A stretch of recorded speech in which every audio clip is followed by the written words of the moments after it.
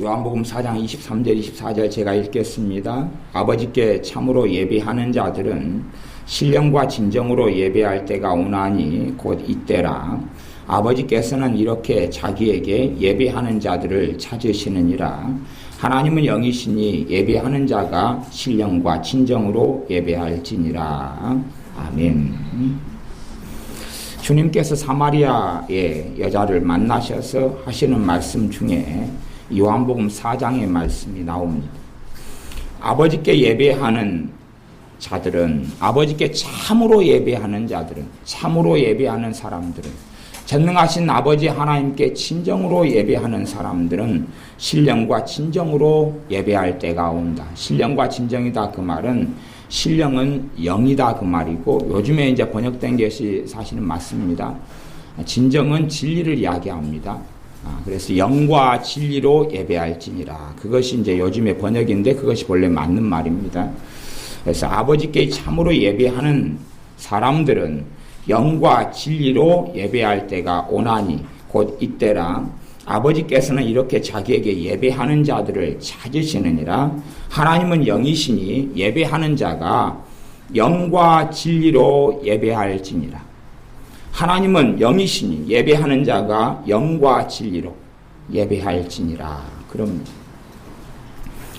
사람들의 예배를 하나님께서 다 받으시는 것 같지만 사실은 당연히 하나님께서 받으시는 예배보다 받지 아니하시는 예배가 훨씬 더 많다는 사실입니다. 하나님께서 우리의 예배를 받으시는 것보다 받지 아니하시는 예배가 훨씬 많습니다. 사실은 그것이 슬픈 일이고 비극입니다. 과연 우리가 하나님께 드리는 예배들 가운데 하나님의 나라에 기록된 예배는 얼마나 있을까? 하나님 나라에 기록된 예배는 얼마나 있을까? 그러면 우리는 알 수가 있습니다. 내가 드리는 예배를 하나님 받으셨을까? 안 받으셨을까? 그건 우리가 사실은 알 수가 있어요. 알 수 있는 것은 뭐냐 하면 예배를 드린 다음에 그 내가 드리는 예배가 참다운 예배면 그 결과가 있습니다. 어디에 있겠어요? 일단은 내 심령에 있습니다. 예배의 결과가 내가 드리는 예배가 참된 예배이고 그 결과면 내 마음의 심령에 하나님의 은혜가 나타납니다. 내가 드리는 예배가 하나님 받으시는 예배면 우리의 몸은 회복돼 갑니다. 우리의 마음은 회복돼 갑니다. 왜냐하면 우리 예배를 통하여 우리 안에 임하시는 거룩하신 성령 하나님께서 운행하시기 때문에 그렇습니다. 내 몸 가운데 운행하시기 때문에 그래요. 그러나 우리의 예배가 하나님이 받으시는 예배가 아니라면, 그래서 우리의 예배가 과거에 타락했던 이스라엘 백성들이 드리는 예배처럼 하나님 앞에 값어치가 없고, 너희가 내게 와서 하는 예배나 제사의 행위가 돼지 피를 뿌리는 것처럼 너희의 기도가 내게 듣기에 너무 가증하고 듣기 싫으니까 제발 좀 기도하지 말라고 하나님께서 그의 선지자를 보내셔서 이스라엘 백성에게 말씀하시는 것처럼 우리의 예배가 하나님 앞에서는 일고의 가치가 없을 수 있습니다. 물론 우리는 생각하기를 나는 하나님께 열심히 예배드려 왔습니다. 주일날이면 예배드리러 하나님 앞에 나와왔습니다. 라고 고백할는지 몰라도 하나님하고는 상관이 없다는 사실입니다. 하나님과 상관이 있으면 예배의 뒤에는 내 마음이 예배 전하고는 다릅니다. 예배 전과 후가 다릅니다. 왜? 예배는 하나님과 만나는 것이기 때문에 그런 일이 생길 수밖에 없습니다. 하나님과 만나는 사건이 예배이기 때문에 하나님과 만났으니까 무슨 일이 생길 수밖에 없습니다. 점심시간입니다. 그래서 점심밥을 먹습니다. 그러면 내가 정말 밥을 먹었다면 밥을 먹기 전과 후가 다를 수밖에 없는 것이 사실입니다. 먹었으니까 그전에는 배가 고프다가 배가 부를 것이고, 혹은 굉장히 맛이 없는 음식을 비싼 돈 주고 먹었다면 음식 먹기 전에 기대감이 아주 많다가 음식의 결과가 안 좋기 때문에 음식을 먹은 다음에는 기분이 나쁠 수가 있습니다.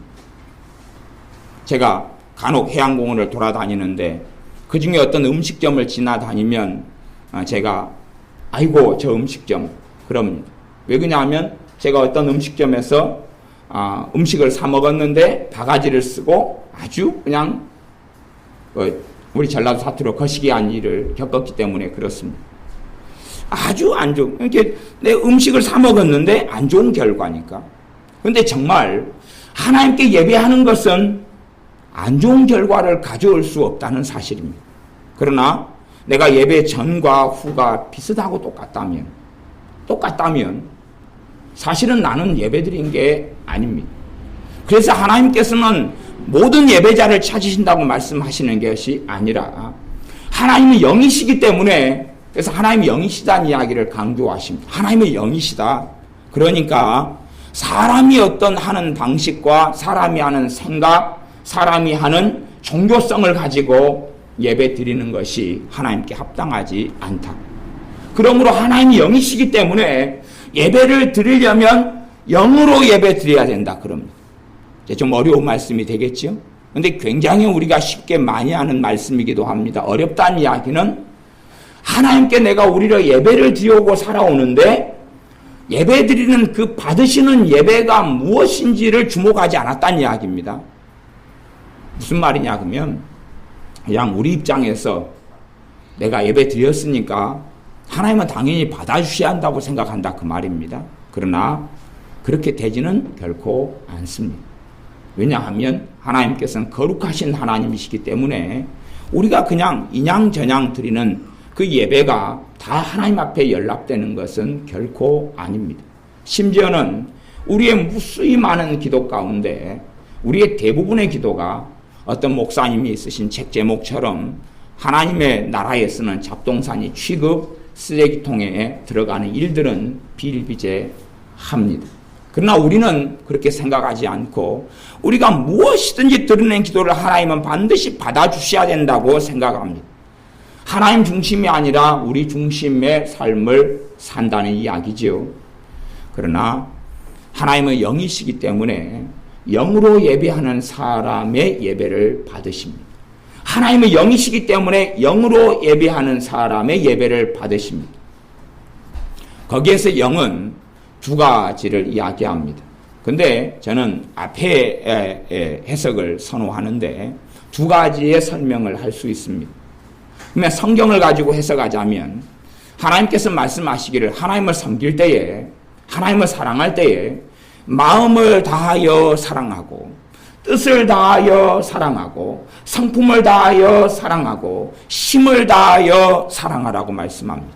거기 예배하는 방법이죠. 그게 영으로라는 뜻입니다. 그게 영으로라는 뜻입니다. 사람은 세 가지 부분으로 하나님께서 만드셨습니다. 사람은 영과 혼과 육으로 만드셨습니다. 혹은 이분설로 말하자면 영혼과 육체로 만들었습니다. 근데 실제로는 영혼보다는 영과 혼으로 나누는 것이 더 맞습니다. 그러나 사람은 칼로 썰어지지는 않습니다. 영과 혼과 육이 나뉘인다면 그때는 죽을 때입니다. 영혼은 한 몸통이가 되어서 육은 하나가 되어서 이 땅에 남겨질 뿐이지요. 그때가 이제 주님 오시기 전에 우리가 먼저 죽는다면 인생을 떠날 때가 될 것입니다. 그때 외에는 결코 나누어질 수가 없습니다. 우리의 뇌가 정신과 소통하고 정신은 마음과 소통하고 생각과 소통하는 영과 혼과 육이 일체된 삶을 살아갑니다. 그 중에서 사람의 중심이 무엇이냐 말할 때 영이라 그럽니다. 하나님의 말씀엔 하나님과 단절되고 하나님과 끊어졌을 때에 하나님을 배신하고 하나님을 예배하지 않고 하나님을 섬기지 않을 때에 너희가 영으로 죽었다라고 말씀합니다. 근데 우리가 다시 하나님과 예수님을 통하여 만나고 예수님을 섬길 때에 우리의 영이 살아났다고 성경이 말씀합니다. 그래서 사람의 중심이 영이기 때문에 가장 중요한 영을 이야기하니까 물론 우리의 너희 몸으로 거룩한 산제사를 드리라는 말씀을 합니다. 그래서 우리의 모든 것으로 하나님을 예배하고 경배해야 되지만 여기서 영으로 예배하라는 첫 번째 의미는 뭐냐 하면 우리가 마음을 다하여 뜻을 다하여 성품을 다하여 힘을 다하여 예배하라 그 말입니다. 그냥 구경꾼으로 남아있지 말고 그냥 방임자, 방관자로 남아있지 말고 적극적인 예배의 참여자가 되라는 말씀입니다. 구약시대에 제사를 지낼 때도 참여자가 있었고 적극적으로 하나님께 드리는 제사의 예배에 뛰어든 사람들이 있었고 방임하고 구경하는 구경꾼들이 있었습니다. 물론 구약의 제사는 좀 더 지금과는 달라서 짐승을 잡아서 우리의 죄 대신 하나님께 제물을 드렸는데 짐승을 그렇게 잡았습니다. 내가 죄를 지은 다음에 그 다음에 소나 염소나 양이나 데리고 와서 그 짐승의 머리에 우리가 안수를 합니다. 그래서 우리의 죄를 짐승에게 넘겨준 다음에 죄를 내가 지었잖아요. 그래서 내가 그 짐승을 죽입니다. 내가 죄를 짓고 짐승을 내가 칼로 목을 치든지 쳐서 죽입니다. 성경을 제대로 못 보는 사람들은 짐승만 데려가면 제사장이 레위지파가 다 해줬어 그러지만 그건 성경을 정말로 이상하게 보시는 분들 이야기고 성경에 명백하게 죄 지은 그 사람의 짐승을 데려가서 직접 죽입니다. 누구 죄 때문에요? 죄 지은 우리의 죄 때문에 짐승을 죽입니다. 양을 죽이고 염소를 죽이고 소를 죽입니다. 그 다음에 짐승의 가죽 껍질을 벗기고 각을 뜹니다. 그렇게 하고 나머지 그걸 피를 붓거나 가져가는 일들은 제사장이 합니다. 이 제사장들이 도살부도 아니고 맨날 짐승만 하루에 수십 마리 죽이고 있을 수 없고 그들은 특정하게 하나님께 대표성으로 드리는 제사만 자기들이 소와 양과 염소를 잡을 뿐이고 나머지 개인의 죄를 위한 제사는 각 사람이 그 짐승을 잡고 죽였습니다. 내 죄 때문에 짐승의 각을 뜨고 부위별로 다리는 다리대로 몸뚱아리는 몸뚱이대로 내장은 뽑아내고 똥도 뽑아내고 그리고 이제 그것을 치우는 목, 정리하는 목, 하나님의 제단에 드리는 몫은 제사장이었습니다. 물론 지금은 이제 그런 시대가 아니기 때문에 이제 그런 양상은 더 이상 없지만 그러나 공통점이 있다는 사실입니다. 적극적으로 그 예배 가운데 내가 나아가지 않으면 안 된다는 사실입니다. 이건 과거나 현재나 절대 불변하는 하나님의 말씀입니다.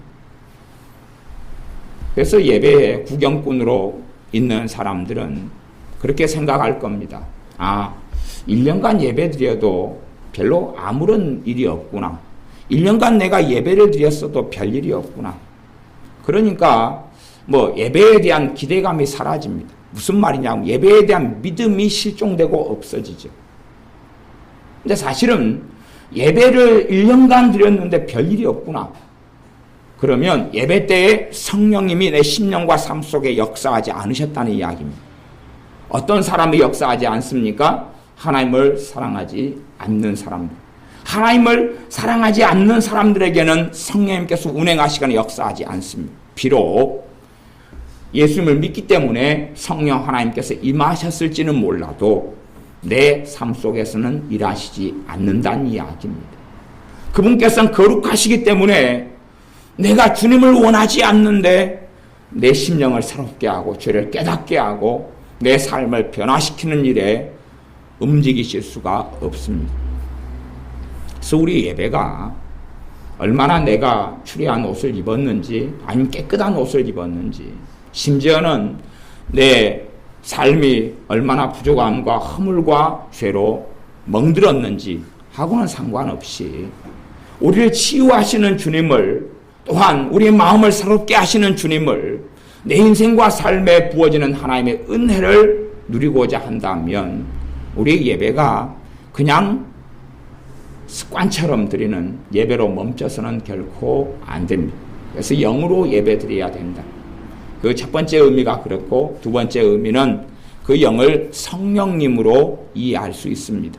말하자면 성령님의 역사하심을 따라서 성령님의 일하심을 따라서 예배해야 된다. 그렇게 이해하고 해석할 수 있습니다. 이제 그런 예배는 사실은 제가 첫 번째 의미를 제가 좀 더 강조한다. 거기에 비중을 둔다고 말씀드린 것은 성령님의 역사하심을 따라 예배 드리는 것이 가능한 경우는 아주 성령 충만한 사람의 경우에 가능하기 때문에 일반적으로 해당 사항이 좀 적기 때문에 제가 두 번째 의미보다는 그 영을 성령 하나님을 의미하는 영보다는 우리의 영을 이야기하는 영으로 해석하는 첫 번째 의미에 제가 주안점을 둔다 그랬습니다. 예배 안에는 여러 가지가 있을 수 있습니다. 찬양도 있고 기도도 있고 말씀이 있고 이 기본적인 게 세 가지. 때로는 찬양만으로 예배할 수도 있고 기도만으로 예배할 수 있습니다. 우리가 찬양할 때 되면 마음을 싣고 마음을 담아서 간절하게 PPT 같은 것이 나와서 유익이 있고 좋은 점이 있는데, 그러나 문제는 그 PPT를 보면서 가사가 이렇게 흘러가면 그 가사를 좀 본 다음에 가사를 마음에 담아야 되는데, 가사가 앞에가 화면에가 있기 때문에 가사를 마음에 담을 이유가 없어지거든요. 그냥 가만히 있다가도 어디 하고 있나 쳐다보면 되니까요. 그 다음에 이제 PPT 화면이 제때 안 넘어가면 아이고 왜 안 넘어갔을까? 가사가 이제 틀린 가사가 적어졌으면 가사가 틀렸네. 이따가 끝나고 바꾸게 해야 되겠다. 별의별 생각을 다 하면서 찬양합니다. 근데 그것은 찬양이 아니라는 사실입니다. 그게 찬양이 되는 게 아니에요. 그런 모든 잡동사니 생각, 잡념이 다 사라져야 됩니다. 찬양은 글씨를 못 읽는 사람도 가능하고 눈이 안 보이는 사람도 가능하단 말이에요. 가사를 내 마음에 담으면 그게 가능합니다. 기억력이 안 좋은 사람이 어떻게 가사를 담습니까? 근데 찬양은 계속하여 마음을 실어 찬양할 때까지 반복하는 것이 기본적인 원리이기 때문에 한 번, 두 번, 세 번 하면 이제 마음의 가사를 담을 사람과 담지 않을 사람으로 나누어집니다. 찬양의 가사를 마음속에 담아서 진정으로 하는 사람과 그렇지 않은 사람이 나누게 됩니다. 앞으로 여러분은 또 저는 예배를 계속 하나님께 드리게 될 것입니다. 그러나 우리 앞으로의 예배가 무용지물이 될 것이냐, 아니면 예배를 통하여 정말 하나님 아버지를 만날 것이냐. 하나님께서 예배를 다 받으시는 게 아니라 하나님은 어떤 것으로 예배하는 사람을 찾으시는 거예요. 그 사람들의 예배만, 특별한 사람들의 예배만. 특별한 사람을 구분하시는 게 아니라 영과 진리로 예배하는 사람을 특별하다고 말씀하는 겁니다. 영과 진리로 예배하는 사람을, 그 사람이 어린아이라 할지라도, 그 사람이 나이 드신 할머니 할아버지라 할지라도, 그 사람이 철 모르는 아이라 할지라도 그렇게 예배하는 사람을 찾으신다는 이야기입니다. 고관대작이라도 영과 진리로 예배하지 않는 사람을 주님은 찾지 않습니다. 우리의 마음 안에는 무수히 많은 것들을 담고 있어서 주님께 예배할 때 되면 마음의 정돈, 생각의 정돈은 필요할 겁니다. 왜냐하면 예배를 드리면서 집에 혹시 가스레인지에 뭐가 올려져 있지 않았을까? 아니면 밥통 안에 밥이 남아있을까? 안 돼 있을까? 내 아이들은 점심에 밥을 먹을까? 먹지 않을까? 내 남편과 아내는 이럴까? 저럴까? 이렇게 될까? 저렇게 될까? 계속하여 궁리하고 생각하고, 그런 것은 예배가 아니라는 사실입니다. 우리 마음 안에 번잡하게 돌아다니는 그 많은 것들이 흘러다닐 때는 어떻게 하나님께 받으시는 예배가 되겠습니까? 실제로 우리 삶 속에 우리의 능력과 힘과 지혜로 해결할 수 없는 일들은 나타나고 많이 있을 때가 있습니다. 그 일들에 하나님께서 관여하실 수 있는 방법이 무엇이냐는 겁니다. 하나님의 자녀인 나의 일인데, 그래서 하나님의 일이 되실 수 있고 하나님의 일이 안 되실 수도 있습니다. 내가 해결할 수 없는 어떤 일이 하나님의 자녀인 내 일이기 때문에 아버지 하나님의 일이 되실 수도 있고 안 되실 수가 있습니다.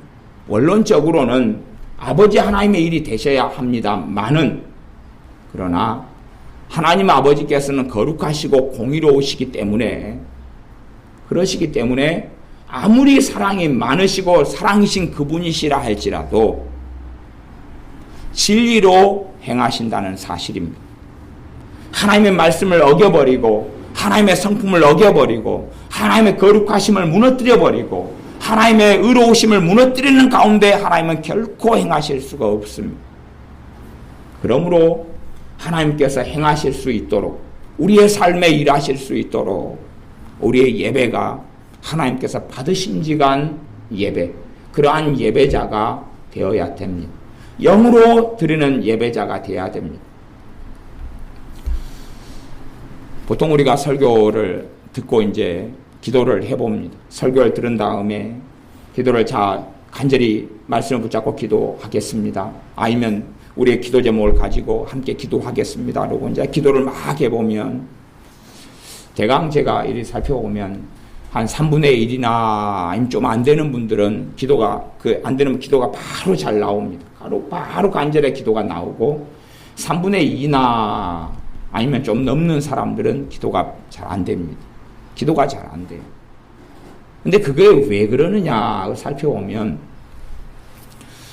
이 말씀을 듣는 것이 베레아 사람들처럼 하나님 말씀 이러한가 하고 상고하면서 간절히 열렬하게 말씀을 받아야 되는데 그렇지 않다는 사실입니다. 그냥 방임자, 방관자로 앉아서 흘러듣거나 그렇게 생각하거나 아니면 이 생각 저 생각 떠돌아다니거나 졸거나 그렇게 앉아 있습니다.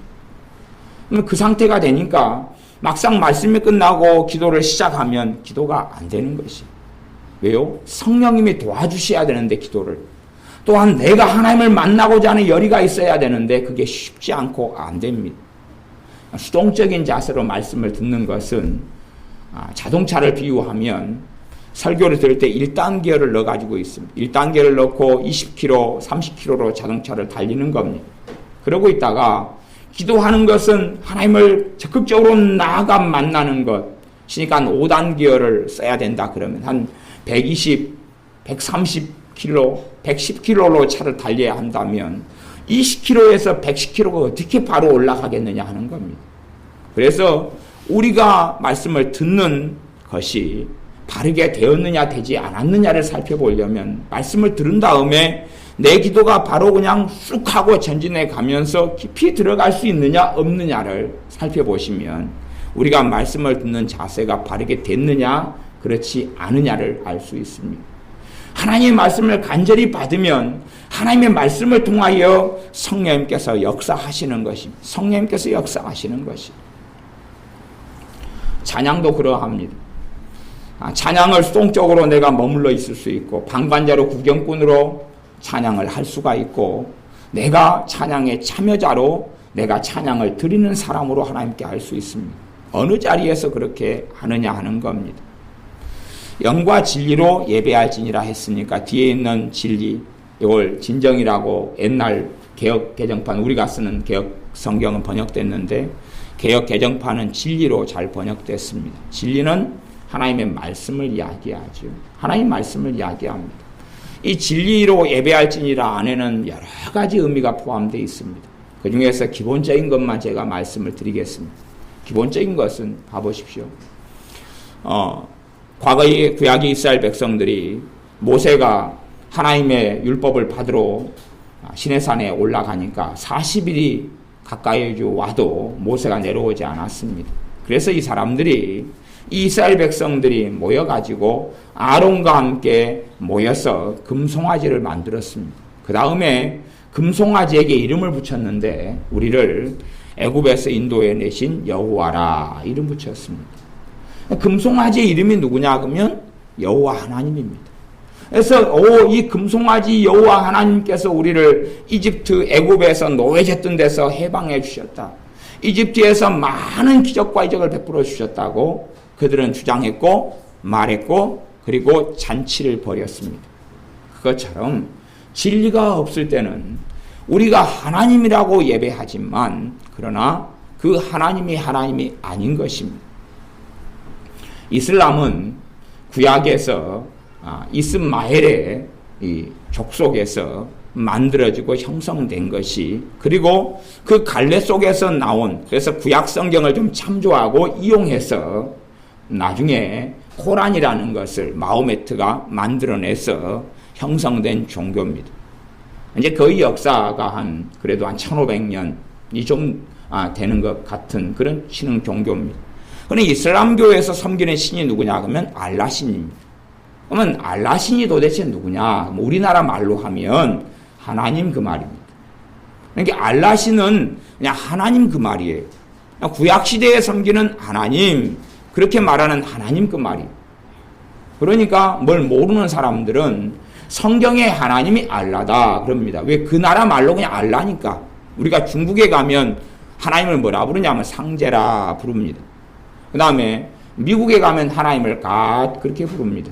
이게 부르는 게 그래 갓 그렇게 부르고 my father 그렇게 부르고 father my lord my god 그렇게 부르니까 단어 쓰는 단어가 틀리죠. 그것처럼 이슬람에서는 그냥 알라라는 말을 쓰는 거지만 우리나라 말로 바꾸면 하나님 그런 것입니다. 모르는 사람들은 같구나. 성경의 하나님과 이슬람이 섬기는 하나님이 같구나. 나중에 아마 종교 다원주의나 끊임없는 종교 통합을 마귀는 시도하는데 아마 그럴 때는 그것을 충분히 이용하게 될 것입니다. 그러나 결코 같지 않지요. 왜냐하면 이슬람에서 쓰는 말이 하나님이란 말을 알라란 말을 쓸지는 몰라도 그들에게는 진리가 없기 때문에 그렇습니다. 그들이 단지 그냥 여호와 하나님이라는 말을 쓸지언정 그 알맹이를 들여다보면 하나님의 말씀은 없기 때문에 그렇습니다. 로마 가톨릭 천주교가 우리하고 똑같은 예수님을 믿는 것처럼 보이지만 이번에 교황이 그랬습니다. 로마 가톨릭 천주교의 교황이 새로 최근에 임명됐어요. 최근에 임명돼서 그 교황이 최근에 어디에서 설교를 했는데 그렇게 이야기했습니다. 모든 종교는 다 하나님께 이르는 길이다 그랬습니다. 최근에 설교가 그랬습니다. 모든 이 천주교의 대표가 교황인데요. 모든 종교는 다 하나님께 가는 길이다. 불교도 하나님께 결국은 가고 이슬람교도 하나님께 같이 가기 때문에 우리는 다 형제다 그랬습니다. 그것이 천주교가 걷는 길입니다. 그게 천주교가 걷는 길이에요. 그것을 알면 천주교 안에는 진정한 신자들이 소수가 있습니다. 그걸 안다면 진정한 신자는 거기에서 나와야 되죠. 왜? 악한 무리이기 때문에 그렇습니다. 악한 자들이기 때문에 나와야 됩니다. 그래서 제가 어떤 기도생활하고 주님을 잘 믿는 천주 교인에게 제가 그렇게 말한 적이 있습니다. 당신이 정말 내가 보기에 예수님을 사랑하는 사람인데 왜 거기에서 나오지 않느냐? 그랬더니 그 사람이 하는 말이 나는 여기에서 사명이 있다는 겁니다. 나는 여기서 사명이 있다는 겁니다. 그래서 제가 웃었습니다.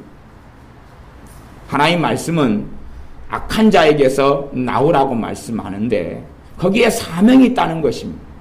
속지 말라. 악한 동무들은 선한 행실을 더럽히나니 그랬는데 우상 숭배자들과 함께하지 말라고 하나님은 명백하게 말씀했는데 마리아 상 앞에 절하고 비비고 예수님을 상으로 만들어서 그래서 아주 신실한 천주교 신자들은 집에다가 비싼 돈 수백만 원 때로는 수천만 원을 들여서 우상 두 개를 갖다 놓는데 마리아 상과 예수님 상입니다. 근데 진짜 예수님의 모습은 당연히 아무도 모르지요. 근데 그걸 만들어 가지고 거기서 절하고 묵주를 돌리고 그리고 손을 비빕니다. 그리고 추석이 되면 조상 제사를 성당이라는 곳에서 함께 모여서 지냅니다. 공식적으로 신부가 주관해 가지고 이 한국 땅에서는 우상을 명백하게 제사를 지내줍니다. 그것이 악한 종교지요. 하나님을 믿고 똑같이 예수님을 믿는다 그러는데 믿는 것이 아닙니다. 전에 제가 1990년에 필리핀에 선교 여행을 갔는데 한 마을에서 2주를 머물면서 전도를 했습니다. 근데 필리핀이라는 국가는 천주교 국가입니다. 다 천주교 전통 속에 태어나고 자라고 살아가요. 마을 사람들에게 이제 다니면서 계속 집마다 노크하고 만나고 얼굴 도장을 찍고 그 다음에 그 사람들이 영어를 쓰기 때문에 영어하고 그 나라 말 따갈로그를 쓰는데 따갈로그를 몇 개 애워가지고 뭐 이빠빵 어쩌고저쩌고 막 그런 거 있어요. 막 그래가지고 하거나 그 다음에 영어로 하거나 그래서 예수님을 전하는데 묻습니다. 예수님을 아세요? 저는 천주교 신자입니다. 아, 몇 년 다니셨어요? 예. 그래도 엄마 때부터 다녀서 지금 30년이 넘었습니다. 그럼 예수님은 아세요? 그가 누굽니까? 그러더라고. 천주교 신자로 30년을 넘었는데 예수님을 아세요? 물으니까 누구냐고, 그 사람. 못 들어봤다고. 어떤 사람이냐고. 그러면 성경은 아세요? 아, 성경은 알죠. 읽어봤어요? 아니요. 한국에 있는 천주교가 좀 더 다른 나라에 있는 천주교보다 건전하다는 것을 봅니다만은, 그러나 진리를 떠난 그러한 아류에 불과합니다. 진리를 떠난 아류예요. 진리로 예배하는 사람을 찾으시는데 하나님의 말씀을 떠나버리는 것이. 실제로 또 계신 교인들, 실제로 예수를 믿는다고 하는 사람들도 깊이 한 걸음 들어가 살펴보면 진리가 없는 경우가 많습니다. 자, 진리가 없다 그런 경우는 반쪽도 제가 편의상 없다 그렇게 이야기한 것입니다. 무슨 말이냐 그러면 하나님에 대해서 자기가 만든 하나님이 있어요. 내가 만든 하나님이 있어요. 하나님이 이럴 것이다 만들어 놓습니다. 예수님은 이럴 것이다 그리고 만들어 놓습니다. 예수님이 이럴 것이다 만들어 놓습니다. 우리나라의 기독교 단체 중에서 가장 큰 게 두 개가 있는 그 중에 하나가 NCCK입니다. 거기에는 통합이든지 아니면 뭐 기장이든지 감리교든지 여의도 순복음교회 조영규 목사님 교단인 그런 하나님의 성회든지가 다 가입되어 있습니다. 그러면 걔네들이 쓰는 모토는 뭐냐 그러면 평화, 통일, 화합, 용납, 용서, 하나됨입니다. 꽤 그럴듯하지요. 꽤 그럴듯하지요. 하나됨, 통일, 그 다음에 화합, 평화 그런 말을 씁니다. 그런 말로 무장이 되어 있습니다. 그리고 그 사람들이 예수님을 믿는다 그럽니다. 예수님의 이름으로 기도합니다. 그런데 과연 그 안에 진리가 있냐 그 말입니다. 물론 성경은 평화를 이야기합니다. 하나됨을 이야기합니다. 하지만 그 하나됨이 무조건적인 하나됨은 결코 아닙니다. 제가 요즘에 악인 설교를 2번을 했지요. 물론 악인에 대한 가르치는 것은 한 20시간을 넘게 제가 성경 공부나 가르치는 걸로는 제가 했습니다. 그러면 악한 자에게서 너희가 나오라, 악한 자와 결별하고 떠나라고 하나님 말씀하는데, 그런데 그래서 성경에 기록되기를 나는 악인을 심히나 미워하고 증오합니다. 시편에 하나님의 사람이 성령님의 역사하심을 이렇게 고백했어요. 나는 악인을 미워하고 악인을 하나입니다. 그 말이 증오합니다. 그 말이에요. 그러면서 그게 시편 139편의 기도입니다. 그러면서 내 마음의 소원을 아셔서 내게 무슨 악한 행위가 있나? 나를 살펴봐 주십시오. 그러면서 그 앞에가 내가 하나님을 미워하는 자를 미워하오며 하나님을 사랑하지 않는 자를 나는 사랑하지 않습니다라고 이야기합니다. 나는 악한 자를 미워하고 악한 자를 나는 증오합니다. 그렇게 선포하고 있습니다. 그것이 하나님의 선포입니다. 세상의 어리석은 말들은 거짓말 중에 하나가 뭐냐 그러면 죄는 미워하되 사람은 미워하지 말아라. 그런 거짓말이 있습니다. 그건 거짓말입니다. 그건 거짓말입니다. 성경에서 악이라고 이야기할 때 단순하게 마귀만을 이야기하지 않고 마귀와 함께 살아가는 악인을 이야기합니다. 물론 죄하고 악은 좀 다른 것입니다. 그래서 죄와 악의 차이는 제가 몇 번 설명해 왔습니다. 죄는 뭐냐 그러면 그냥 쓰러지고 넘어지는 것이 우리 연약함 때문에 때는 근심하지 말아야 되겠다는데 근심하게 되고 내가 음란하지 말아야 되겠다 그러는데 아주 아름다운 여자가 여름에 속살을 드러내고 돌아다닐 때에 갑자기 그냥 그것이 남자 눈에 보아서 그냥 마음속에 그런 안 좋은 생각이 맴돌고 이런 것을 죄라고 그럽니다. 내가 거짓말하지 말아야겠다는 걸 아는데 상황상 환경상 두려움 때문에 거짓말을 하게 되는 걸 죄라고 그럽니다. 악은 무엇이냐 그러면 고의적이고 악의적으로 행하는 게 악입니다. 고의적이고 악의적으로 행하는 게 악입니다. 악에는 크게 두 가지가 있습니다. 알고 행하는 악과 모르고 행하는 악이 있습니다. 모르고 행하는 악도 악인 것이지 그것이 악이 아닌 것이 아닙니다. 초등학교 아이들이나 중학교, 고등학교 아이들을 보면 아이들이 악한 아이들이 되어버린 경우들을 많이 봅니다. 그런데 그 중에 많은 아이들은 가장 못된 악인의 아이들에게 동조해가지고 악을 행하는 것을 봐요. 그러니까 악한 아이 한두 명이 친구 하나를 빼앗고 강탈하고 발로 짓밟고 폭행을 하고 돈을 빼앗습니다.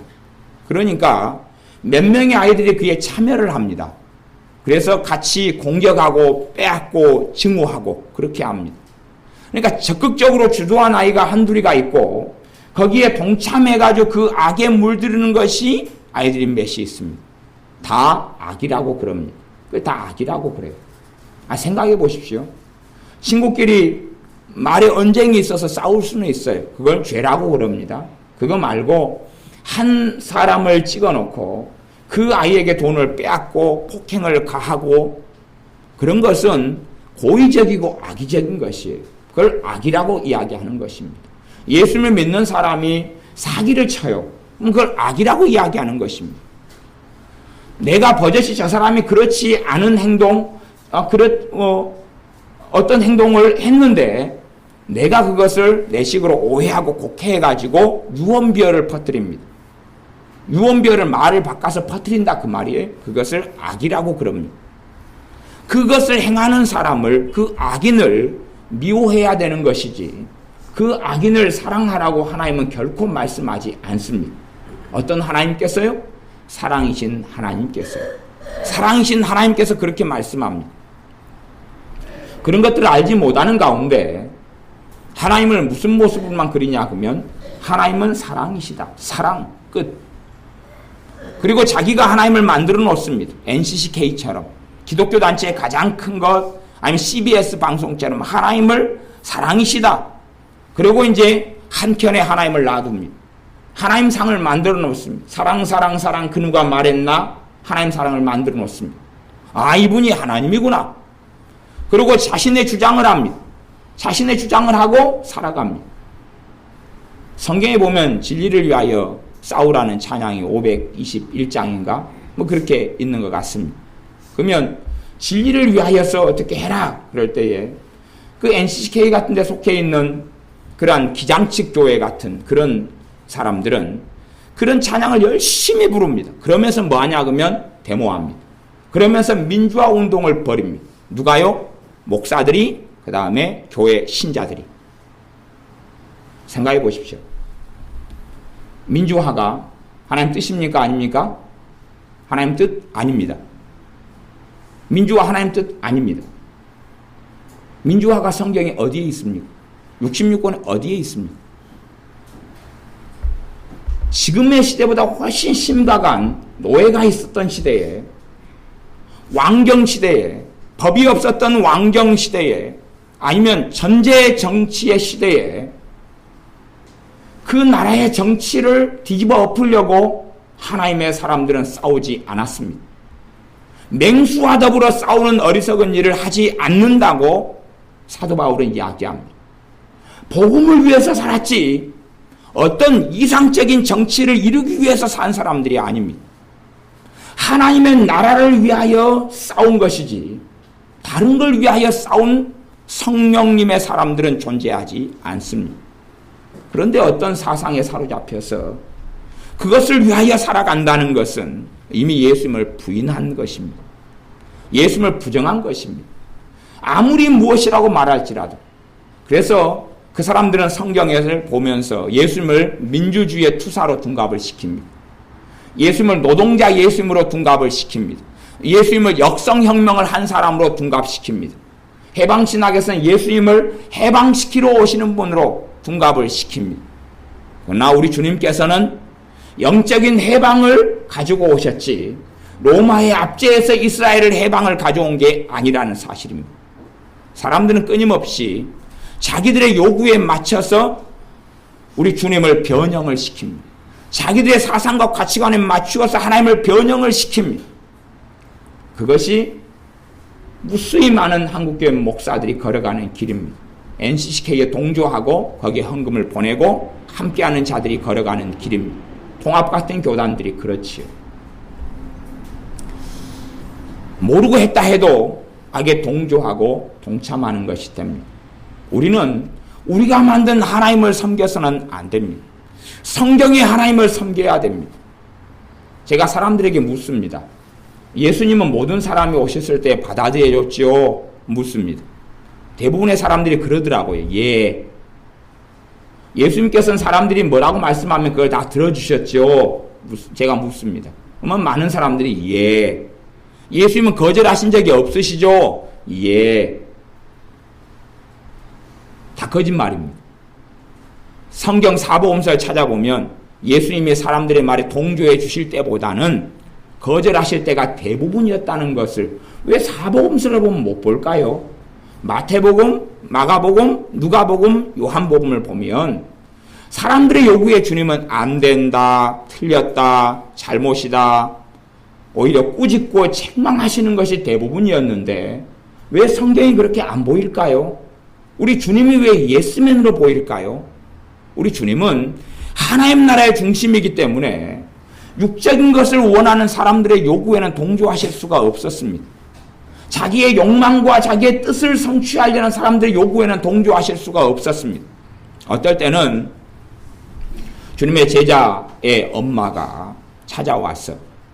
엄마니까 엄마는 자기 자식들을 높은 자리에 앉히고 싶은 겁니다. 그래서 주님의 오른편 왼편에 내 자식들을 앉혀주십시오 그럽니다. 하지만 주님은 거기에 결코 찬성하실 수가 없지요. 사실은 많은 사람들이 주님을 위하여 살기보다는 그렇게 자녀를 위하여 삽니다.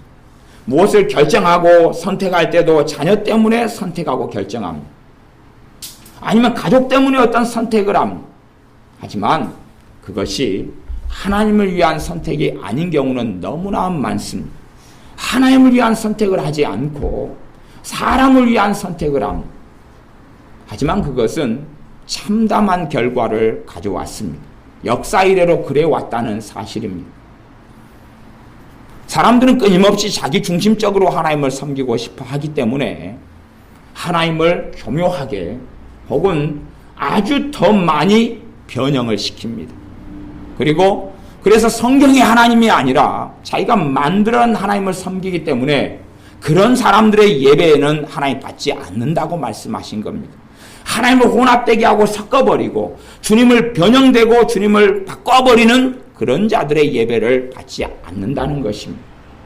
하나님을 몬스터처럼 바꿔버리고 기괴하게 만들어버려가지고 스스로 생각하고 주장하기를 하나님이 이럴 것이다 라고 단정짓고 그렇게 살아가는 것. 그래서 성경을 모르는 사람들이 생각하는 하나님은 자기가 샤머니즘을 가지고 있기 때문에 주술, 샤머니즘, 옛날의 문화와 전통과 가치관에 살아오면서 제사를 지내고 미신을 숭배하고 무당하고 가까이 지내고 푸닥거리를 하고 점을 치고 살아왔기 때문에 거기에서 얻는 정보와 지식을 바탕으로 해가지고 하나님을 만들어냅니다. 하나님 말씀 성경에서 하나님을 어떻게 계시하시는지는 관심이 없고 그런 정보를 바탕으로 해가지고 하나님을 만들어냅니다. 그리고 그 하나님을 섬깁니다. 저는 예수님을 믿는 교회 권사님인데도 점치고 살아가는 사람을 알고 있습니다. 사람을 보면 점을 치는 것을 제가 알고 있습니다. 점을 칩니다. 그 사람은 병 고치는 은사가 나타납니다. 그래도 점을 칩니다. 사람을 보면 관상을 봅니다. 관상을 이야기해 줍니다. 누구를 빙자했어요? 하나님을 빙자해서 이야기합니다. 그 사람을 알고 있습니다. 더 많은 신자들이 하나님 말씀으로 삶을 정돈하지 않습니다. 무수히 많은 믿는 사람들이 자식 낳은 다음에 장명가한테 돈 주고 말하자면 점쟁이한테 돈 주고 사람 자식의 이름을 짓는 경우를 저는 많이 알고 있습니다. 도대체 왜 하나님을 믿는다고 하면서 자식의 이름을 사주 관상을 보고 하는 이 점쟁이들한테 자식의 이름을 왜 짓는 걸까요? 그리고 주일날은 예배드리러 예배당에 참여하죠. 그들이 섬기고 예배하는 하나님은 도대체 누굴까요? 몇 년 전에 이 옆에 있는 교회 집사님 둘이가 제게 오후에 왔습니다. 오후에 와서 기도를 좀 받고 싶다는 거예요. 옆에 큰 교회 있잖아요. 동합집교회. 기도 받고 싶다는 거예요. 조금 이야기를 나눠보니까 오전에 이 집사님 2명이 점을 치러 갔는데 점을 쳤더니 점괘가 너무나 안 좋게 나온 거예요. 그래서 찝찝해가지고 용하고 신령한 주의 종을 찾아서 왔다는 거죠. 소문을 들어보니까 누가 용하고 신령하자더라. 그래서 찝찝한 점괘를 무마시키려고 기도를 받으러 왔다는 것입니다. 저는 그거 황당한 이야기를 듣고 깜짝 놀라. 세상에, 저는 그런 일들을 그때는 처음 접했거든요. 세상에 교회 집사들이 그럴 수 있나? 정말로 교회 집사라는 사람들이 점을 치러 다닐까? 그런데 좀 더 겪으면서 이게 신기한 일이 아니구나. 이게 정말로 빈번하고 많이 있는 일이구나. 그들이 섬기는 하나님은 누구일까? 그들이 믿는 하나님은 누구일까? 그 다음에 또 그 점치는 일을 자주 해왔다는 겁니다. 그래서 많이 책망하고 점치는 거 살아왔던 것도 회개시키고 그렇게 또 책망하고 그렇게 해서 기도해주고 보냈습니다. 그런데 그들이 주일날 가서 점을 친 다음에도 예배를 드릴 것 아닙니까? 그들이 섬기고 믿는 하나님은 누굽니까? 그러니까 영과 진리로 예배해야 되는데 하나님의 말씀의 진리를 따라서 하나님이 누군가는 믿지 않습니다. 그냥 단어만 말만 하나님입니다. 말만 하나님이지 그 하나님이 누구신지는 모릅니다. 그 하나님이 누군지는 모릅니다. 실제로 생활 속에 기도를 통하여 하나님과 만나고 말씀을 통하여 하나님과 만나고 찬양을 통하여 하나님과 만나면 그 하나님을 알아갈 터인데 풍월로만 듣습니다. 하나님에 대해서 들어봤습니다. 구경했습니다. 누가 이야기합디다. 그러지 내가 만난 하나님은 어디에 있느냐 그 말입니다. 내가 만난 하나님은 어디에 있느냐는 말입니다. 예수님에 대해서 들어봤습니다. 예수님에 대해서 들어봤습니다. 간혹 읽어보았습니다. 아니 내가 만난 주님은 어디에 있느냐는 이야기입니다. 내가 만난 주 예수님은 어디에 있느냐는 이야기입니다. 내가 만난 주님은 없습니다. 구경하고 들었을 뿐이지 내가 예배를 통하여 주님을 만나지 않고 찬양을 통하여 주님을 만나지 않는다는 겁니다. 내 기도를 통하여 주님을 만나지 않는다는 겁니다. 꼭 아내의 치마자락을 붙잡고 또한 엄마의 치마자락을 붙잡고 예배드리러 다니는 자녀나 남편과 비슷하게 누구를 통하여 믿는 것이죠. 자기가 직접 믿지 않고 예배하지 않고. 그래서 그런 분들은 그걸 종교라 그러는데 기독교라는 종교를 믿는 사람이 있고 하나님을 섬기는 사람이 있습니다. 기독교라는 종교를 믿는 사람이 있고 예수님을 주님으로 섬기고 그 앞에 찬양하며 엎드리며 경배하는 사람이 있습니다. 무수히 많은 사람들이 기독교라는 종교로 들어갑니다. 똑같은 기독교라는 이름으로 존재할지 몰라도 그 안에 포함된 사람이 극명하게 두 종류로 나누이는데 알곡과 가라지입니다. 알곡은 기독교라는 종교를 믿는 게 아니라 나를 위해 죽으시고 부활하시고 다시 오실 또한 나와 함께 하시는 주 예수님을 믿습니다. 그러나 기독교라는 종교를 믿는 사람은 천주교처럼 예수님 상을 만들어 놓습니다. 그리고 불상처럼 그 앞에 손을 비비고 절을 합니다. 영이신 하나님을 믿어서 그 믿음을 통하여 성령의 역사하심을 통하여 하나님 아버지와 만나는 게 아니라 그래서 내가 자녀로서 누리고 자녀로서 또한 나아가서 나를 하나님이 받으시게 거룩하고 깨끗하게 하는 삶을 살아가는 게 아니라 하나님을 상을 만들어 놓습니다. 이분이 하나님이야. 그 앞에서 손을 비비고 절하고 엎드립니다. 하나님께서 아브라함을 선택하셔서 이스라엘 민족 선민을 만드셨습니다. 하나님의 목적에 따라서 하나님의 말씀을 보존하시려고 또한 제사장 나라가 되게 하시려고 이스라엘을 선택했습니다. 그러나 그 이스라엘 민족 선택받은 선민은 끊임없이 하나님을 배역하고 배도했습니다. 물론 지금도 그렇습니다. 그러면 그들이 끊임없이 하나님을 배역하고 배도하면서도 많은 경우에 그들은 제사를 지내왔고 소위 말하자면 하나님께 예배를 드려왔습니다. 그런데 그들은 하나님께 예배를 드릴 때에 하나님께 선지자를 통해서 너희들의 예배나 제사는 내가 받지 않는다. 너희들의 기도는 내가 받지 않는다고 말씀하셨습니다. 이유는 뭐냐 하면 그들이 분명히 성전에 나아가서 하나님 예배를 받아 주십시오 그러는데 그들에게는 진리가 없었기 때문에 그렇습니다. 하나님의 말씀에 따라서 하나님을 믿는 것이 아니라 진리를 따라 믿는 게 아니라 다른 것으로 하나님을 믿습니다. 하나님을 사랑이라 그러지만 사랑이라 그럴 때에 대부분 어떤 사랑만 생각하냐 그러면 내가 생각하는 그 환상적인 사랑 있잖아요. 도덕책에 보면 하나님의 사랑을 신적인 사랑이라 그러고 도덕 교과서에 아이들이 배우는 것 있어요. 거기에 가면 하나님의 사랑은 무조건적인 사랑이다 그럽니다. 그런데 그건 거짓말입니다. 하나님의 사랑은 무조건적이기도 하고 조건적이기도 합니다.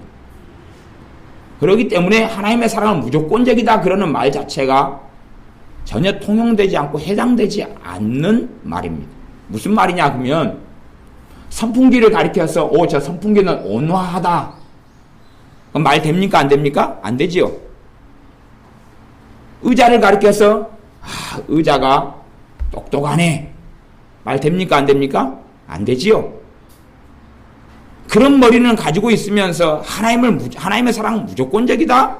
조건적이다? 그것 자체가 이상한 말이고 어리석은 말이라는 것을 이해하지 못합니다. 그 도덕 교과서에서 하나님의 사랑은 무조건적이다 가르칩니다. 성경에서 가르치는 게 아니라 그 다음 그걸 받아들여서 한자를 깔아놓습니다. 하나님의 사랑이 그런 사랑이라고 성경 66권에 어디에 나왔단 말입니까? 어디에 나왔단 말입니까? 도대체. 구원은 모든 사람의 것이 아니미로다 그랬습니다. 모든 사람이 구원받는 게 아니라 그랬습니다. 무슨 무조건적이에요? 제가 고린도전서 13장을 좀 읽어봐 드리겠습니다. 찾아보실 필요는 없습니다. 사랑이 없으면 내가 아무것도 아니요. 내가 내게 있는 모든 것으로 구제하고 내 몸을 불사르게 내어줄지라도 사랑이 없으면 내게 아무 유익이 없느니라 그랬습니다. 그래서 이제 사랑이란 이야기를 합니다. 근데 사람은 어떤 사랑으로 보냐 그러면 자기 사랑으로 봅니다. 자기가 생각하고 이해하는 사랑으로 성경을 이해하고 해석하고 생각합니다. 근데 하나님은 이웃을 내 몸처럼 사랑하라. 그 앞에 이웃을 반드시 책망하라 그랬습니다. 그게 이웃 사랑의 진정한 모습입니다. 잠언의 자녀 사랑에 대한 진정한 모습. 너가 정말 자식 사랑하면 자식을 너는 처단한다. 너가 정말 자식을 사랑하면 너는 자녀를 회초리로 때린다. 그러나 자녀를 사랑하지 않으면 너는 자녀를 처단하지 않는다 그랬습니다. 제가 부모들을 만나보면 부모는 다 이야기합니다. 자녀를 위해서도 자주 기도합니다. 예수 믿는 부모들을 만나면요. 그 다음에 자녀를 사랑하십니까? 그러면 사랑한다 그럽니다. 자녀를 처단하십니까? 그러면 안 합니다 그래요. 그건 다 옛날 구시대 관념 아닙니까? 자녀를 사랑한다는 그 말이 다 거짓말이라는 이야기입니다. 제가 거짓말이다 이야기한 게 아니라 누가 그러신 겁니까? 하나님께서요. 하나님께서 그렇게 말씀한 겁니다. 자녀를 사랑하는 사람을 자녀는 자녀를 처단한다 그랬습니다. 잠언에 하나님의 말씀에 그렇게 기록되어 있어요. 그러니까 자녀를 처단하지 않는다. 그러면 자녀를 사랑하지 않는다. 그러는 것이에요. 그러니까 여러분이 아무리 나는 내 딸을 내 아들을 사랑한다고 주장하셔도 하나님은 그런 것에 인정하시지 않습니다. 내 이웃을 내가 사랑한다고 말한다 할지라도 내 이웃의 잘못을 보고 그를 책망하고 그를 꾸짖지 않는 삶을 사는 사람들, 내 형제나 내 가족의 잘못을 보면서 책망하지 않는 사람들을, 그 사람을 형제나 가족을 사랑한다고 보지 않습니다. 하나님께서 그러신다는 이야기입니다. 하나님의 사랑이 그렇다는 이야기입니다. 하나님의 사랑이. 자녀가 잘못된 길을 걸어갈 때 자녀를 따돌리려고 하는 사람들 참 많이 보았습니다. 그런데 조금 지나면 그 사람도 주님을 배반하게 된다는 사실입니다. 물론 죽을 때까지 자기가 주님을 배반했다는 사실은 모르겠죠. 엘리 제사장처럼요. 그러나 자녀 중심의 삶을 살고 자녀를 따죽이고 위로하고 격려하고 간혹 가다가 꾸짖는 삶이 하나님을 배도하고 배반하는 삶이라는 걸 이해하지 못합니다. 너희는 하나님의 나라와 하나님의 의를 구하라 그랬는데 자녀를 위한 인생을 살아가 주는 것이 그것이 배도고 하나님을 거역하는 것을 이해하지 못하는 사람들을 너무 많이 만납니다. 사랑은 오래 참고 사랑은 온유하며 오래 참고 온유하며 이제 우리가 생각하는 모습이 비추어지죠. 사랑이 있으면 투기하는 자가 되지 않고 시기 질투하지 않는다. 자랑하지 않는다. 교만하지 않는다. 이제 봐보세요. 사랑이 뭐 하지 않는다고? 교만하지 않는다. 교만하지 않는다. 그러면 이 사랑이 여러 가지 것이에요. 봐보세요. 어떤 사람이 사랑이 있다 그러면 그 사람의 교만이 있어요? 없어요? 없어요. 하나님의 사랑이 그에게 임하여 있어요. 그러면 그 사람의 교만이 줄어들어 갈까요? 아니면 교만이 계속 강렬하게 활동을 할까요? 줄어들어 갑니다. 줄어들어 가서 없어지거나 점점점 사그러들어 갑니다. 사람들은 당신이 믿는 사람입니까? 나를 사랑해 보시오 그럽니다. 그러면 저는 묻습니다. 당신은 그러면 믿는 사람입니까? 예. 당신이 목회자지요? 나를 사랑해 보세요. 저는 묻습니다. 당신은 믿는 자입니까? 예. 그런데 왜 그렇게 교만합니까? 하나님의 사랑이 자기에게 임하여 있다면 자기 안에 교만은 사그러들어 가지요. 그래서 교만이 충만하면서 그래도 하나님은 나를 사랑하셔 그러더란 이야기. 신약 성경에는 하나님은 교만한 자를 대적하신다 그랬습니다. 하나님은 교만한 자의 원수가 되어서 그와 맹렬히 태우는 불이 되고 소멸하는 불이 되신다고 성경은 명백하게 말씀하셨습니다. 그런데 거기에 자기가 만든 사랑의 하나님 동상을 만들어 놓고 우상을 만들어 놓고 그 안에 참배하고 절합니다. 사랑은 무례히 행치 아니하며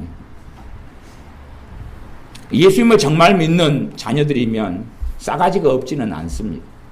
호로 자식이 되지는 않는다 그 말이죠. 왜? 무례히 행치 않으니까.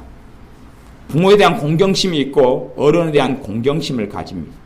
그러나 영이 틀리면 그가 섬기는 하나님이 다른 하나님이면 예수를 믿을 때에 거룩하신 성령 하나님을 통하여 하나님이 우리 주 예수 그리스도께 삼위일체 하나님이 우리 안에 임하시고 거하십니다. 그 하나님의 사랑이 내게 임하고 하나님이 임하였는데 무례히 행한다? 무례히 행한다? 부모를 공경하지 않는다? 어른들을 대할 때 아주 사람 싸가지 없게 행한다?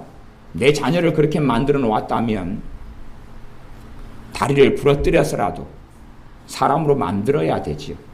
머리를 다 밀어버려서라도 그런 자식을 대학 보내고 학교 보낼 생각을 한단 말입니까? 그것이 과연 하나님 앞에 살아가는 사람의 태도고 자세란 말입니까? 그건 엘리의 길을 걸을 뿐입니다.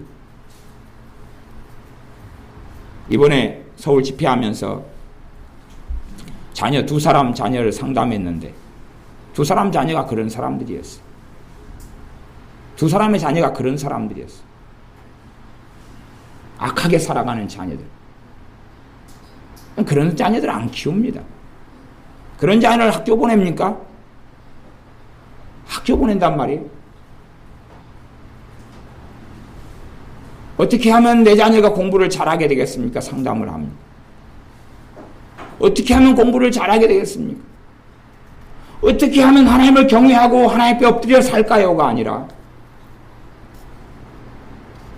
아주 이상한 이야기를 참 많이 듣습니다. 어떤 아이 상담을 듣는 제가 그랬습니다. 그 아이가 하나님 앞에 살아가려 그럽니까? 아니요. 그 아이가 자기의 그 악한 행위를 알고 깨닫고 있습니까? 심오심이 불타올라가지고 칼을 품고 칼을 들고 쫓아나가면서 죽여버리겠다 하고 조금의 사소한 잘못에 문자를 보내서 욕설을 끊임없이 해서 학교 선생님이 욕설을 하고 선생님이 몸져 누워버리고 교회 목사님하고 사모님에게 문자를 보내 사람 미쳐버리게 만들고 걔가 죄를 깨닫고 회개할 마음이 있습니까? 걔는 예배드립니까? 예. 걔가 신앙생활 합니까? 예. 회개할 마음이 있습니까? 아니요. 자기 행동을 고칠 마음이 있습니까? 아니요. 그런 자식을 어떻게 사람 되게 만듭니까? 당신이 되게 만들어야지요. 당신이 부모 아닙니까? 당신이 부모로 하나님이 세우지 않았습니까? 그런 방법은 없습니다. 제게 많은 분들이 자녀를 상담하고 문의합니다.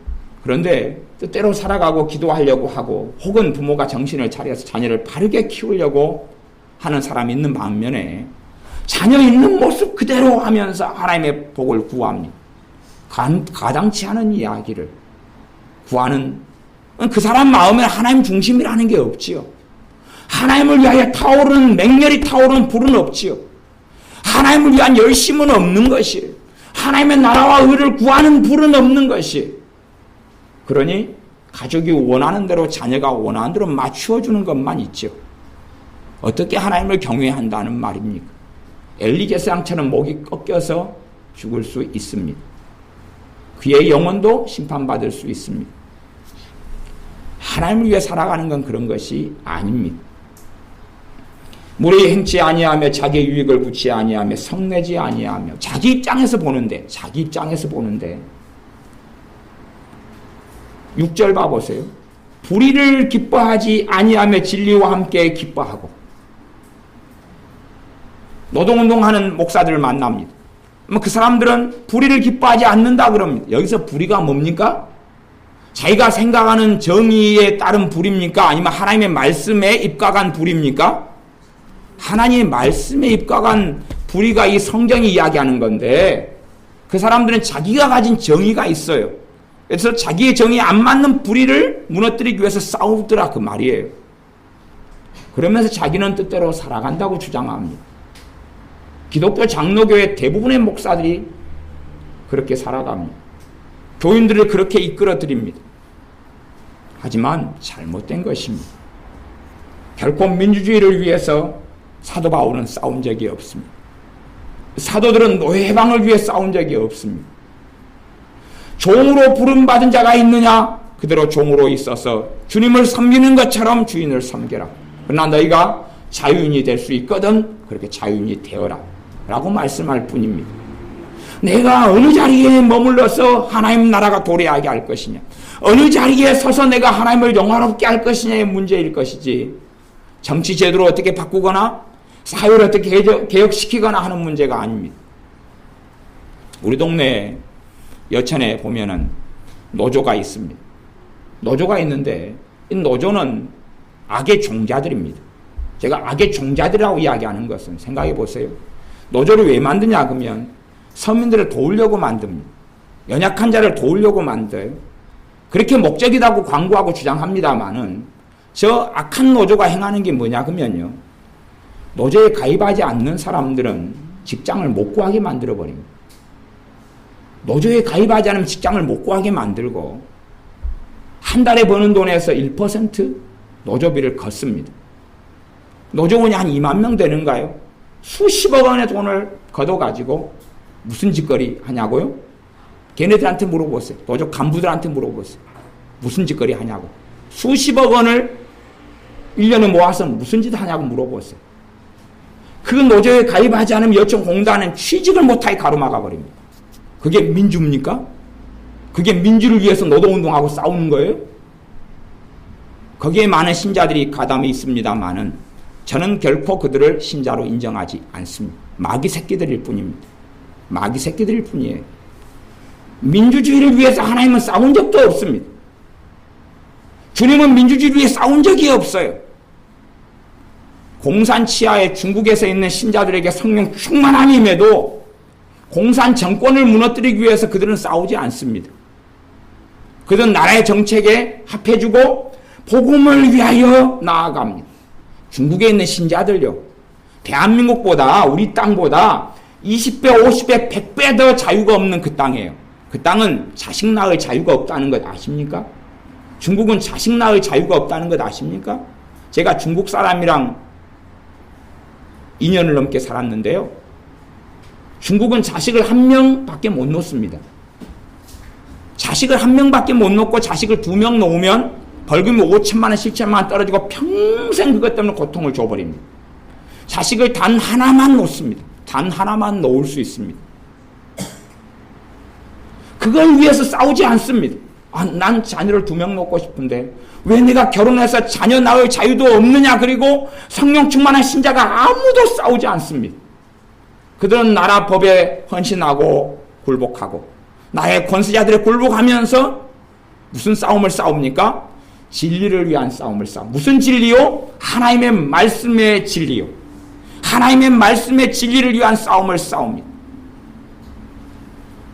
NCK에 속한 목사들은 끊임없이 데모 현장, 노조 현장에 다니면서 데모를 하고 거기서 금식을 합니다.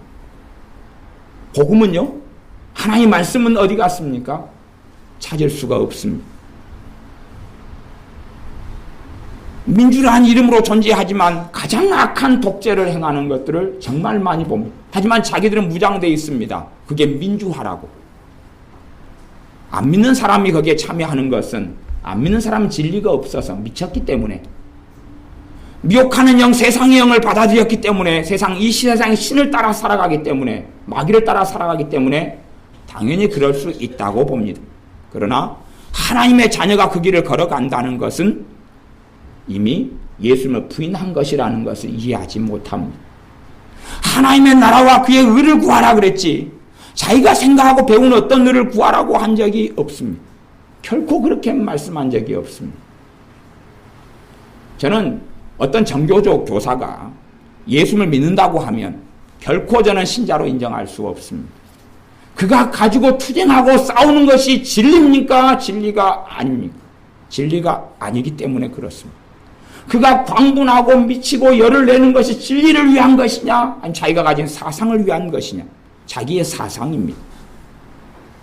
역사가 광주 사태가 됐으면 어떻고, 광주 항쟁이 됐으면 어떻고, 광주 민주화가 뭐 됐으면 어떻고, 광주에 대한 역사를 어떻게 해석하든지 간에 그게 뭐 대단한 문제가 된다는 일입니까?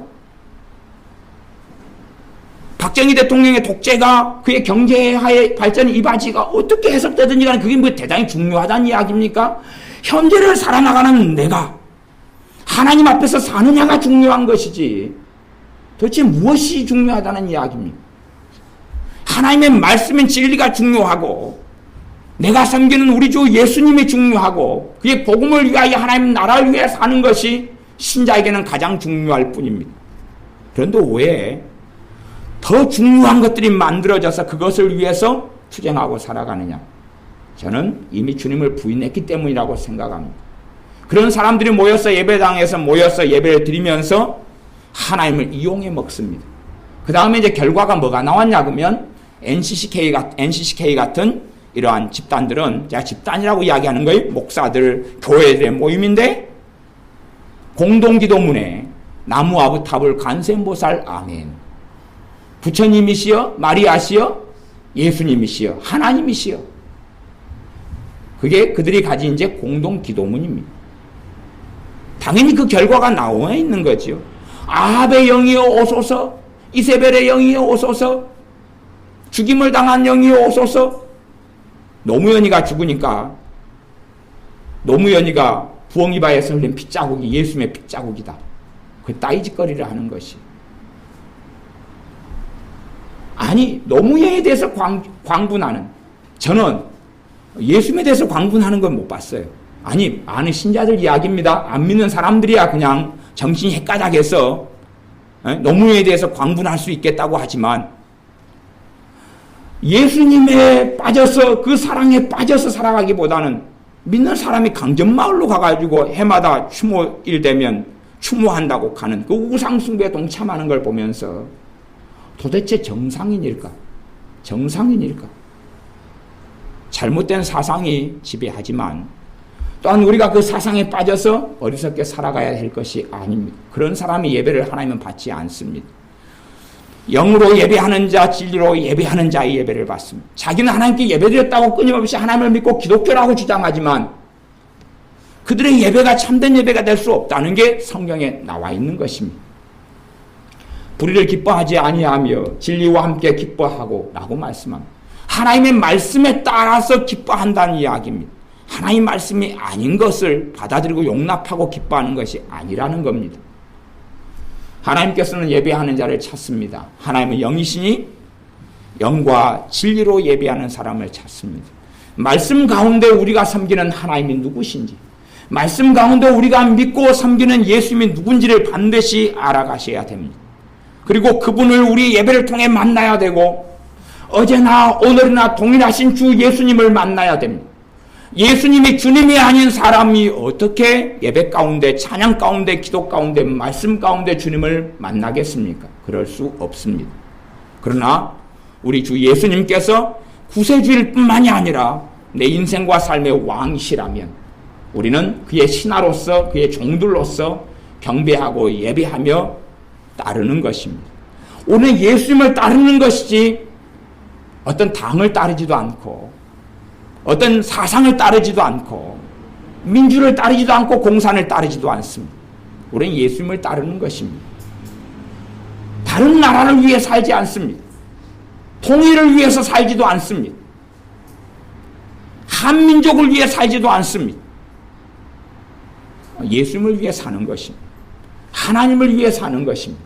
하나님의 진리가 이루어지는 하나님의 나라가 우리를 통해서 조금이라도 이루어지기 위하여 사는 것입니다. 영과 진리로 예배하여 하나님께서 함께 하시는 사람, 하나님께서 예배를 받으시는 사람, 힘을 다해 예배하고, 마음을 다해 예배하고, 성품을 다해 예배하고, 하나님의 말씀을 알아가서 이 속에서 진짜 예수님을 믿는 사람은 하나님의 말씀에 관심을 가집니다. 왜냐하면 나를 위해 죽으신 주님이 도대체 누구신가, 나를 위해서 그 아들을 보내신 아버지가 누구신가를 알아갈 수밖에 없습니다. 그러나 알라딘 요술 램프처럼 하나님을 이용하려고 하는 사람들, 램프를 손을 비비면 지니가 나타나서 주인님 무엇을 원하십니까? 대신 아마 알라딘 램프를 비비면 하나님이 나타나서 무엇을 들어줄까? 산신령도 아니고, 그러면 이것을 들어주세요. 알았다, 들어주겠노라. 그리고 사라지는 요술 램프를 구하는 것처럼 예수님을 믿으면 안 됩니다. 그분이 창조자고 그분이 주권자이지 우리가 주권자가 아닙니다. 그분이 왕이고 우리가 종이지, 우리가 주인이고 하나님 우리의 종 되시는 것이 아닙니다. 우리가 하나님을 섬겨야 되고 하나님을 따라가야 되고, 우리가 주님을 따라가야 되고 주님을 영화롭게 해야 되고 주님을 섬겨야 됩니다. 하나님을 영화롭게 하는 것이 우리의 영광이 되어집니다. 주님을 기쁘시게 하는 것이 우리의 영광이 됩니다. 사람을 기쁘게 하려고 살지 마십시오. 자녀를 기쁘게 하려고 살지 마십시오. 남편과 아내를 기쁘게 하려고 살지 마십시오. 주님을 기쁘게 하려고 사십시오. 그 가운데 하나님 은혜 주셔서 자녀들을, 부모, 형제를, 남편과 아내를 돕고 세우도록, 내가 정말로 하나님을 기쁘시게 하는 자가 될 때에 하나님께서 내 부모, 형제와 가족에게 은혜 주실 줄로 믿습니다. 기도하겠습니다. 아버지 하나님, 우리가 참된 예배자로 살게 하여 주시옵소서. 영으로 예배하는 사람들이 되게 하여 주시옵소서. 마음을 다하여, 뜻을 다하여, 성품을 다하여, 힘을 다하여 하나님께 기도하고 말씀 속에 들어가고 찬양하는 우리가 되게 하여 주시옵소서.